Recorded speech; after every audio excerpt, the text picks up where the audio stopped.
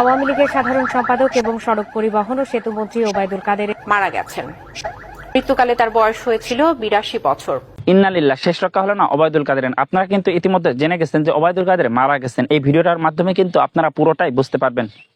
তাহলে চলুন কথা না বাড়ি মূল ভিডিওয় যাওয়া যাক। আর আপনি যদি এই চ্যানেলে নতুন হয়ে থাকেন তাহলে অবশ্যই চ্যানেলটাকে সাবস্ক্রাইব করে আমাদের পাশে থাকবেন, যাতে করে নতুন নতুন ভিডিও ছাড়া মাত্র আপনার কাছে পৌঁছাতে পারে। প্রিয় দর্শক, আপনারা কিন্তু জানেন যে প্রধানমন্ত্রী শেখ হাসিনা কিন্তু বলে দিয়েছে যে বিএনপি নামে বাংলাদেশে কোনো রাজনৈতিক দলই তিনি রাখবেন না। এমনকি তিনি এটাও বলে দিয়েছে যে বিএনপির অবস্থা এমন করবো যেমনটা করেছে জামাত শিবিরের বেলায়। জামাত শিবিরে কিন্তু এখন খোঁজই পাওয়া যায় না, এমনটাই কিন্তু বলেছে প্রধানমন্ত্রী শেখ হাসিনা। সাথে সাথে কিন্তু ওবায়দুল কাদের এটা বলে দিয়েছেন যে বিএনপি যত হরতাল মিছিল মিটিং যাই করুক না কেন, তাদেরকে কিন্তু ওই কালো পতাকার নিচে আবৃত করে রাখা হবে এবং তাদেরকে কিন্তু ক্ষমতা আসার জন্য আরো 5টা বছর অপেক্ষা করতে হবে, কারণ 5টা বছরের একদিন আগে কিন্তু আর ভোট হবে না। আপনারা কিন্তু জানেন যে গত 7 তারিখের নির্বাচন কিন্তু লোক দেখানো নির্বাচন হয়েছে এবং বিএনপি কিন্তু এই নির্বাচন নিয়ে একটু সন্তুষ্ট না, আপনারা কিন্তু জানেন। সেই জন্য কিন্তু বিএনপি গত 7 তারিখের নির্বাচনে অংশগ্রহণ করেননি এবং উপজেলা নির্বাচনে কিন্তু তারা অংশগ্রহণ করবেন না। কি জন্য করবেন না এটা কিন্তু আপনারা জানতে পারবেন, কারণ তারা ভাবে তত্ত্বাবধায়ক সরকার না আসলে কিন্তু এই সরকার ভোট চুরির মাধ্যমে জিতে যাবে, এটা কিন্তু তারা জানেন।